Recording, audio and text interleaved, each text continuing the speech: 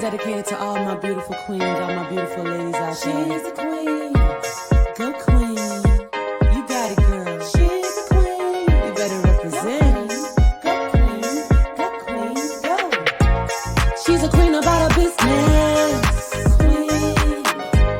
Working hard on a mission. Yeah. Head high, purpose driven. Purpose driven. Crown on never tilted. Go queen, go queen, go queen, go. Represent, you're a queen, oh.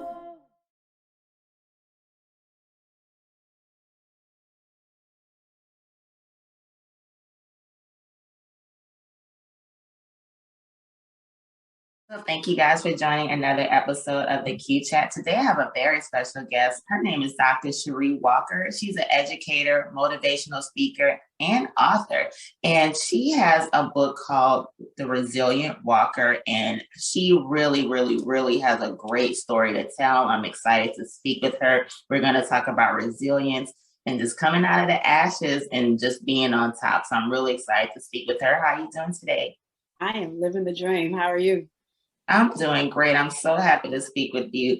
So like I said, I looked at your information and you really do have a powerful story. You know, you really are doing it, taking your life to inspire others, which of course is a great thing, just passing that baton and helping people find their greatness. So I wanted to start off, I know you're the founder of The Resilient Walker, which of course we will talk about that. But I wanted to start off just talking about your upbringing. With everything I read about you, you grew up in a single parent home, you know, poverty stricken. And one thing that really struck me that I read about you is that it said you refuse to be a victim of your circumstance. So I know we all have a history. We all have a beginning, an origin that leads us to who we are now. So I definitely wanted to start off, you know, if you can tell us about your upbringing. Yeah, so I am straight from the Jordan Down projects in Los Angeles, California. Most people think it's a city, but it's actually an area. I'm from Watts, and I am a 70s baby. I'm a product of a teenage mother. She and my father were both 15 years old when I was born. And so that alone, having a child at 15, and by the time she was 18, there was 3 of us. And then by the time she was 30, there was 6 of us. So, you know, her development was arrested, and I'm one that went to one of the neighborhood elementary schools. But I grew up in Watts, where it's like 2 miles with 40 radius, like the area, but 40,000 people.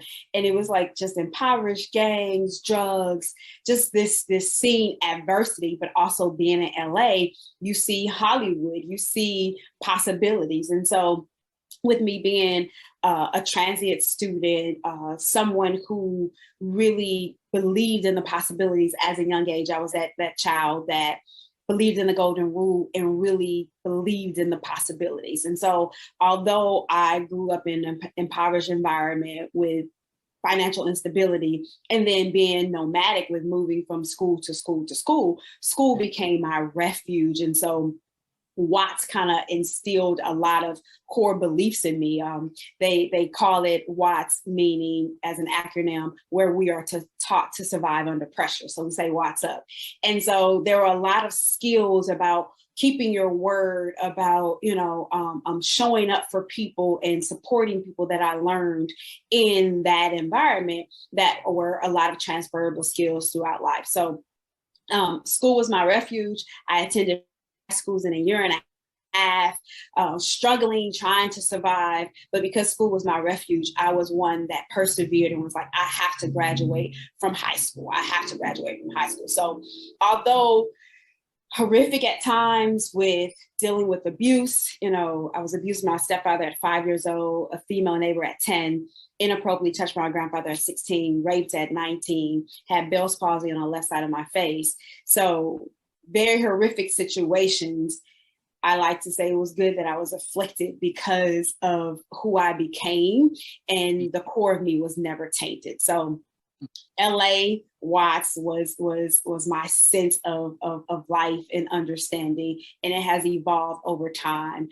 But it was it was a start of a tapestry. My upbringing and my life to date is this beautiful tapestry with beautiful colors and gaping holes in some areas and dark spaces in some area. But when you actually take this macro view, it's this beautiful tapestry. Mm. Now, I'm so happy that I'm not happy you experienced some of the things that you said, obviously, but I'm happy that you mentioned just the abuse, also the female abuse, because that happens to a lot of women and they're not comfortable, talking about that too. But going through that, how are you able to persevere? Because I said so many people have similar stories and they were not able to persevere. It's rough when you are violated. No one deserves that. We've all experienced that. I have experienced that on different occasions, and it's an unfair feeling, so it's kind of hard. You get to a stage where it's kind of hard when you don't want to have this pity party, and then you find a way to get out of it. Not everyone finds that shining light to kind of use our pain for our purpose. Mm-hmm. So what's your motivation to, like you said, be resilient and not let that be a crutch for you? Yeah. So resilience, perseverance, they're all a process, right? It is not a constant. It is not a destination. It is a journey. And I truly believe the abuse, well, I know this to be fact, especially with my experience, but when you are abused or violated at a young age, it causes like this rewiring of your brain and thoughts and emotions and even your self-perception, right? And so you beg the question, what did I do wrong? Why me? This is only happening to me. What did I do wrong? And I know for me, I felt like I was a shell of myself. And when you're abused one time by someone that was an authority figure and your perception is altered, it is not shocking to know that it happens over and over again, because then you become one that's kind of like, my body is not my own. It doesn't matter what I think. It doesn't matter what I feel. And so for me, I always knew that there was something more inside of me, or I felt disconnected, and I was always trying to find my way back to myself. And so with the several times that I had been abused by my stepfather, my female neighbor, my grandfather inappropriately touching my breast at 16, being raped at 19, I no longer was being abused by people. I started abusing myself, right? And so it was being promiscuous, because my sexuality became my power. Although I wasn't connected to my body and what was happening, it was so easy for me to have sex and be promiscuous because I was just performing, but never really connecting. And so with trial and error, with self-reflection, with prayer, with counseling, with exercising, with this intrinsic desire to be more than, and feeling like there was this weight on top of me that was like this albatross, like there's something that was around my body, right? And I didn't know what it was. And so I realized that I'm abusing myself, and it may not be promiscuity. For some people, it may be shopping. It may be jumping from one relationship to another. It may be drugs. It may be alcohol. And so it wasn't one thing, but it was a combination of a lot of things. Definitely my faith.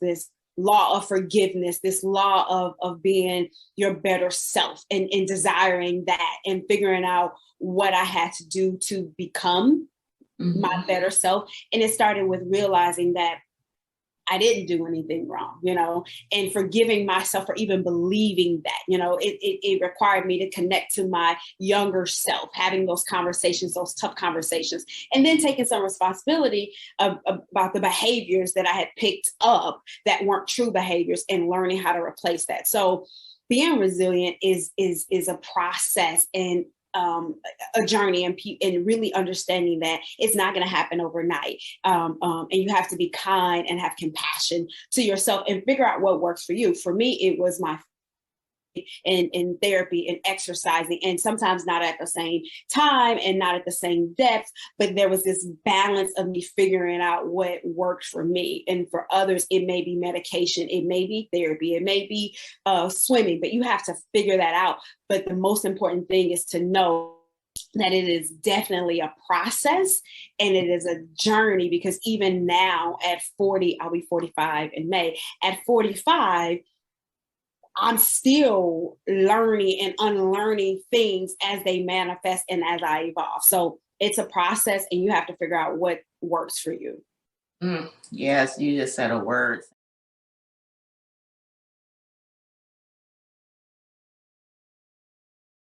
My mother was 15 years old when I was born, and she was addicted to love.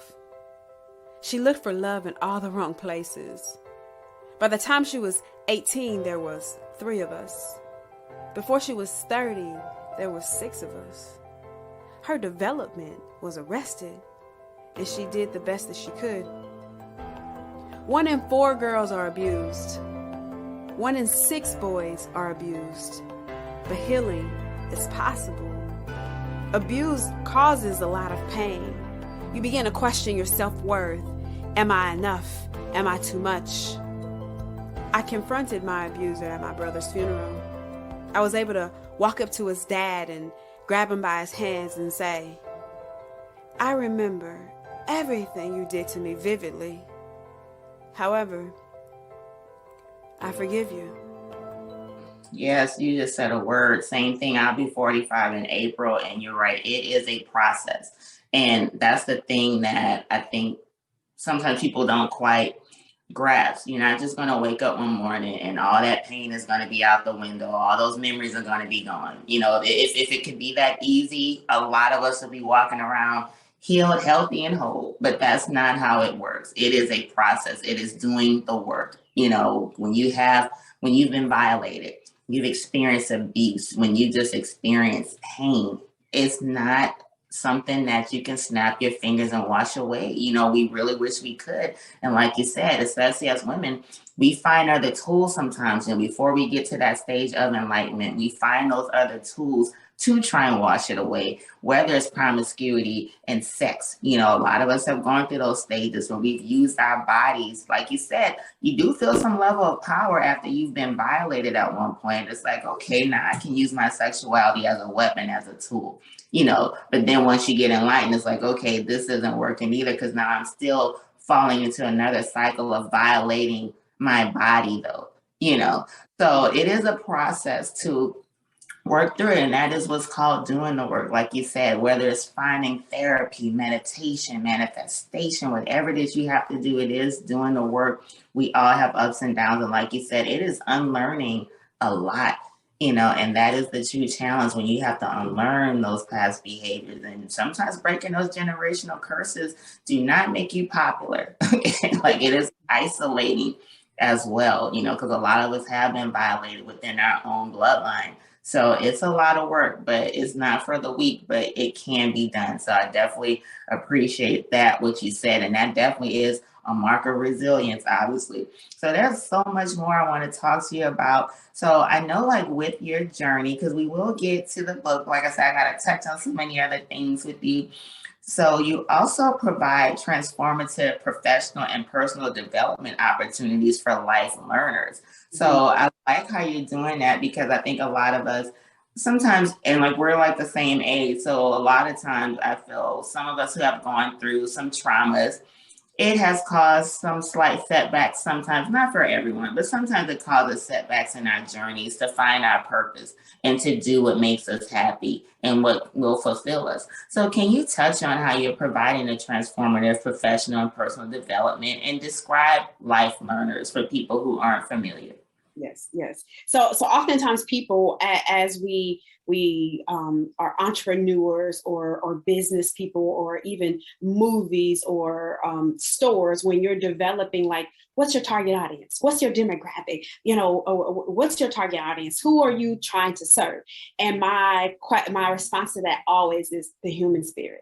The human spirit is my demographic, right? If you are as young as I would say 12 years old and 200 years old and you're still living, you are a life learner. You are someone with a human spirit. And that is my demographic, because we all struggle the same way. We all are experiencing life in some similar capacity, right? With spelling struggle the same way, it's a matter of understanding that we all have had some type of stress, experienced some type of crises, experienced some type of traumatic experience in your own right, respectively, right? And so understanding that you're learning something every day or unlearning something every day. So you are a life learner. And I have been given the privilege, or one of my talents or superpowers is I'm an educator.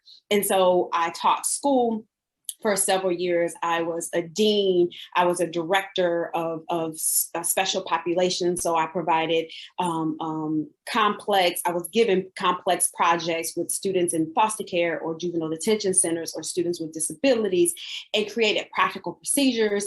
And so with my life experience and my education and my understanding about trauma and resiliency, I need to make sure that I'm impacting the human spirit. And so I do that through keynote speeches. I do that through professional development workshops. I do that through having a conversation with someone at the bus stop, And so, because every encounter is just that, the human spirit, and we are impressing upon the subconscious in a positive way or in a negative way. And I choose to make sure an encounter with me is one that will be very memorable, as I like to call it, magical disruption, where after experiencing me, you desire to be a better version of yourself based upon what I said, or in the words of Maya Angelou, people will forget what you said, forget what you did, but never forget how you made them feel. So it's also making people feel seen, And so you, the listener, you the reader of the book, you the person I encounter,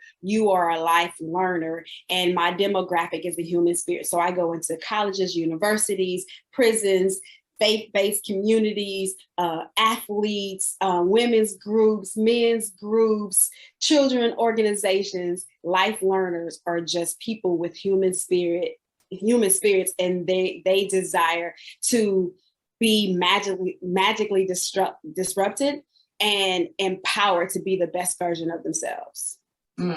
Yes. Oh, I love it. I love it. So something else that I notated about you was some great quotes regarding just you as a person. One of the things said that you are a sunshine and a hurricane, that you came to this planet to change the world. And another line that I loved, of course, was saying that there is life after pain, which there is. Now, of course, you have written the book, The Resilient Walker.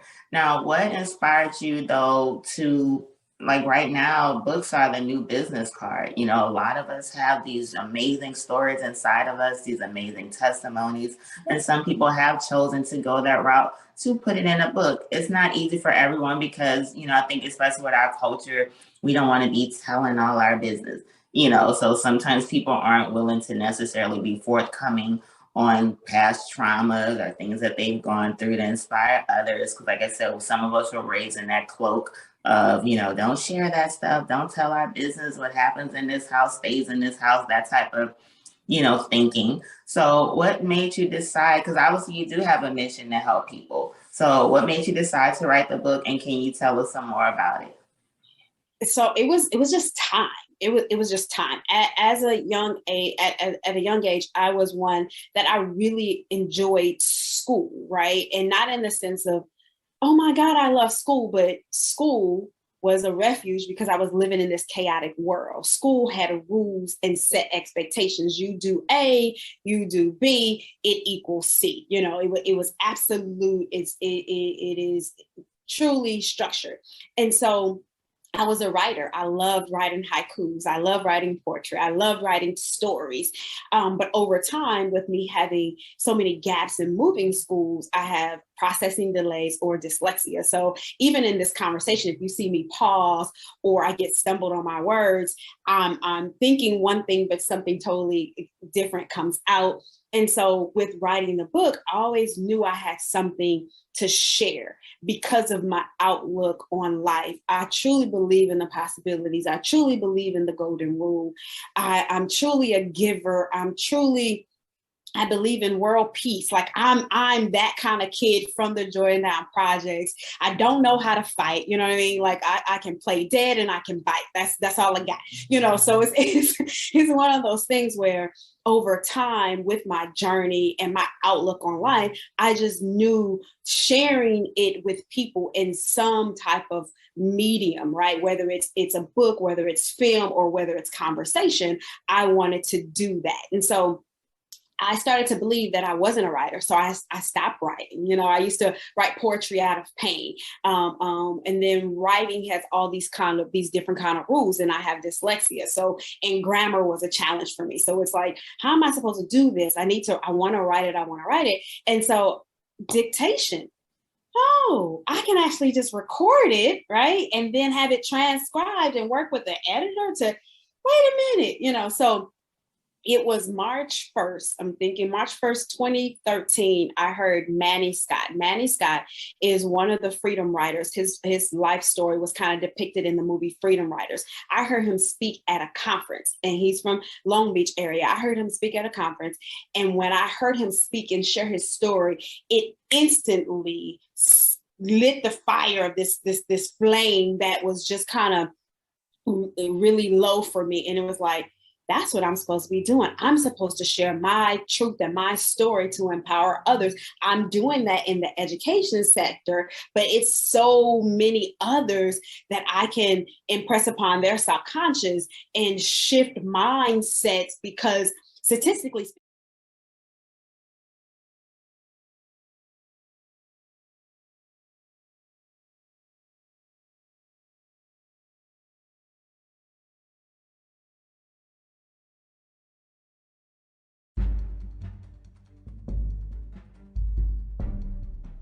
Hey ladies, a new book is on the market, and it's called Liberating a Breach Queen.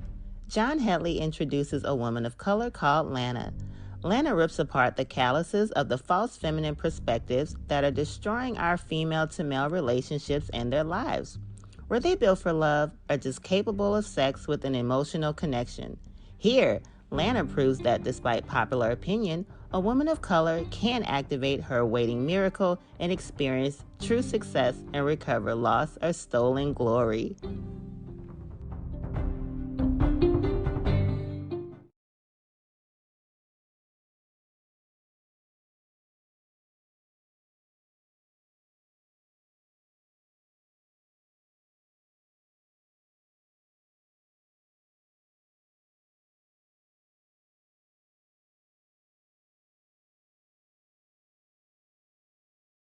because statistically speaking, I'm not supposed to be here in this capacity to have a doctorate with someone being from white, someone being Black, being female, being or having a number 7 on the adverse childhood experiences score. Like I'm not supposed to be here. So with all these factors, it was, I need to share it. So with writing or dictating, and then writing so physically writing my poetry and things like that, and doing a lot of dictating, it was, I need to get this transcribed. And so the process was very cathartic, very necessary for me to relive a lot of what I experienced. And then also me really understanding how powerful the mind is, because it was all from memory, like it was all from memory, the colors and the characters or the people that I experienced and shared in the book. And I was sharing my truth. I was sharing a fact, meaning something that happened, and how it impressed upon my subconscious, how it made me feel. So how can anyone argue with it being not true?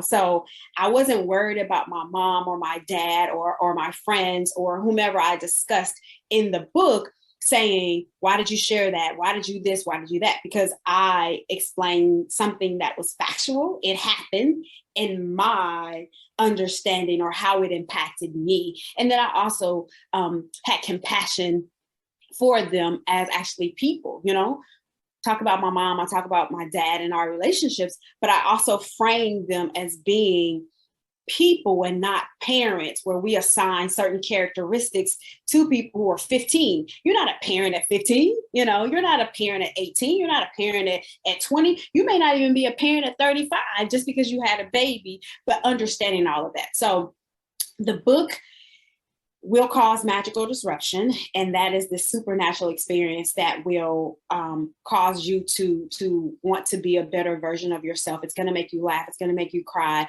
It's going to make you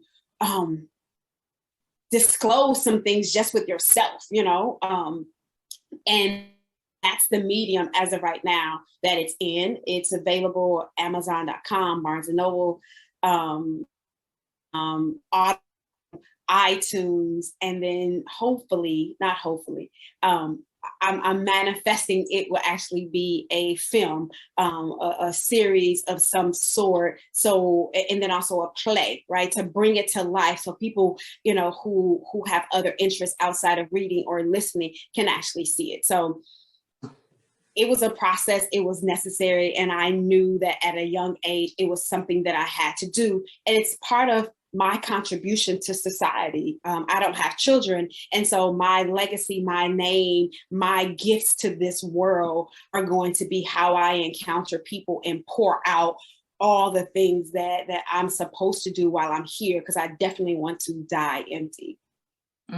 Yes. I have heard that term before, to die empty and not full. So like I said, you're definitely an example of that, just by using your story and everything that you're doing just to pour into others so that they can see that there's life after pain. Because a lot of people are suffering in silence, because they're still trapped in the pain that they've experienced, which was not their fault, which is the tragedy of it all, when people are struggling with trauma, because we struggle over things that simply were not our fault, that we didn't ask to experience. So, that is the underlying sadness, I feel, of experiencing trauma, especially sexual assault, things of that nature. One other thing that I wanted to talk about is you have a lot of titles, you're doing a lot. But one of the things that struck me was that for the lead, you're on the leadership committee for the Sexual Assault Center in Nashville, Tennessee. So once again, a lot of people, male and female, have experienced sexual assault, sexual abuse, and they still have trouble dealing with that or speaking about it. There is a level of shame that takes place when you're abused. So can you tell me more just about how you've taken, such a thing that you've experienced, though, in order to help other people? Yeah, so at a young age, once I disclosed to my mom that I had been abused, she took every necessary precaution. Let's go to the police, let's go to the doctor, and then let's part of that process was seeking counseling. Was part of the process. And so with doing so, again, Black culture, it's kind of like, we don't go to therapy, you'll be all right, And so I went to a couple therapy sessions where we kind of drew some pictures, we kind of talked through it, things like that. But it was kind of like, I think after 4 or 5 sessions, we just kind of stopped, and so over time, all these thoughts and emotions and questions and things like that, I became more aware of and just really suppressed them. And so it wasn't until maybe I was 23, 24 years old that I was like, I need to go see someone. It was 2005. And it was the soundtrack of my life at that time was Lauryn Hill's Unplugged, and she was just talking about Mr. Intentional and gotta find a peace of mind and I Get Out. That was the soundtrack of my life at that time. And so it was like, I need to journal. So I journaled and I wrote out everything that I did that I thought was the ugly side of me, the things that were dark and the things that I didn't like about me or what happened to me. And I wrote everything out. And I was like, here's the problem, as Lauren points out in the song, here's the problem, this is what I need to do to solve the problem, and here's the solution. And you got to take these steps. And so part of that was I need to go and speak to someone, because I realized that talking, as you can tell, like I like to talk and have dialogue, and I've been doing that for a long time, but I need to be able to just go and let the air out and say what I need to say, because I know what I need to do, but I need to help untangle some of these thoughts and emotions, right?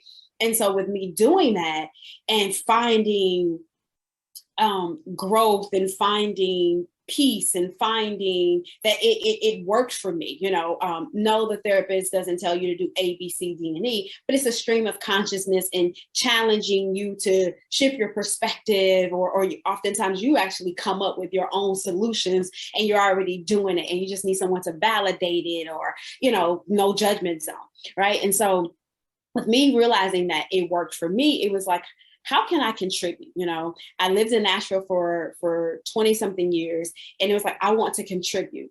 And so the Sexual Assault Center was looking for a new board member, and I was serving in that capacity and trying to make sure marginalized communities such as Black communities and Latinx communities know that this service is available, where they can do a sliding scale, and oftentimes may even provide services for free depending on your situations. And it is a great resource to be able to go and actually be seen, be heard, know you're not alone, and get the help and supports that you need at that point in time. And it may be, you may need to do it for 6 months or for a year, or a year, and you stop and come back and go a couple of years later. So while I was in Nashville, I served as a board member. My tenure was 3 years. I helped raise funds for people to actually participate as a client and make sure they get the sessions that they need. I helped record some promotional videos, did some outreach work. But the Sexual Assault Center in Nashville is a great resource for those seeking help. And I'm sure in your local communities, whether you're in LA, whether you're in Louisiana, New York, Chicago, find out about some resources in your area that you can go and get the help, and they're qualified people that can actually speak to the supports and things like that you may need in your area. Mm-hmm. So, instead of me looking for people to love on me, I loved on myself. And so I think that is a journey that you have to learn, how to love on yourself. You can't expect people to come into your life and you supposed to treat me this way. I expect them to do this, but you don't do these things yourself. And so that's where the self-love come in, because you have to love on yourself and feel valued enough to know what you deserve, or otherwise you'll accept whatever people give in your area. And I commend your mother, because a lot of people didn't get that grace from the adult when you tell someone, hey, so-and-so has hurt me. A lot of people didn't have someone that say, hey, we're going to go talk to the police or get some counseling. For a lot of people, when you tell your family member that so-and-so has touched you inappropriately, they do not do the right thing. So I am happy to hear that you at least had that experience, because a lot of us, including myself, did not get that level of grace, which is unfortunate as well. But before we do end everything, like I said, I have definitely loved talking to you, but, this platform is about self-love. You have definitely said a lot about resilience, your story is so powerful. So I'm so interested in hearing your thought perspective on this. I do ask the majority of my guests, what does self-love mean to them? So I definitely want to ask you, because like I said, with you having this platform of resilience, you have taken what you've experienced and you've taken it on a whole different level. And you really, truly are an example of resilience. But like I said, self-love, like I always say on this show, self-love is the fuel to lead us to greatness, to lead us to our purpose, to lead us to be leaders, to have us pour into other people. We have to get to that point in our lives of truly finding the meaning of our personal definition of self-love, because we have to truly love ourselves in order to know, number one, our trauma is not our fault either. We have greatness inside of us. We can turn our pain into purpose. There is life after pain. So for you, What role has self-love played in your life? And also, before you even answer that, did you go through a stage where you really truly had to learn to love yourself? And then the second part of that question is, what role has self-love played in your life, in order to find your resilience?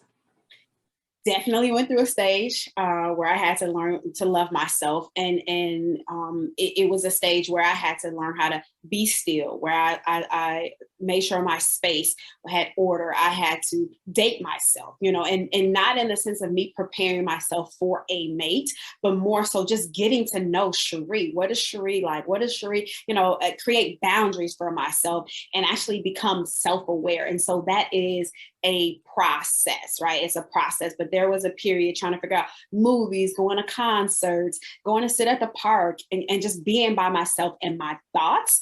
And so there was a period, and I think there was a period where it was focused, maybe about 6 months to a year. But now, even though it's not a long, time, I make sure that I still utilize a lot of those skills that I learned during that period where I was learning to love myself. And I learned that I do like going to the park, I still, so that's a part of who I am. And so with self-love, I think for me, it's about giving myself permission to feel. Giving myself permission to feel. And I think we as Black folks, or especially as women, we don't give ourselves permission to feel. We ain't got time to cry. We don't have time for this. It happened. Okay, let's move on. And it's kind of like, no, sis, I need to wait a minute. I'm a little off balance. Wait a minute. I'm upset. Why am I upset? Where did that come from? What? So giving myself permission to feel and creating boundaries, because I am a natural pleaser.